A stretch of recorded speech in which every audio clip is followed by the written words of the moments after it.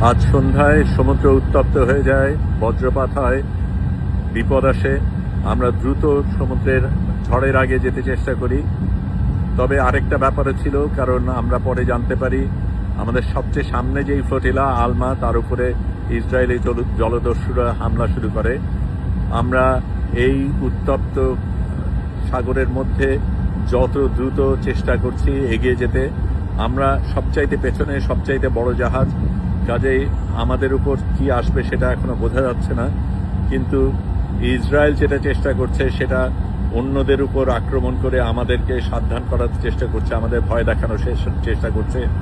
আমরা সবাই এই ঝড়ের মধ্যে বাইরে এসে একসাথে বক্তব্য জানাই, তাদের সাথে সহমর্মতা এবং তাদের সাথে যে আছি সেটা জানাই। আমরা গান গাই, সেটা তাদের কাছে পাঠিয়ে দিয়েছি।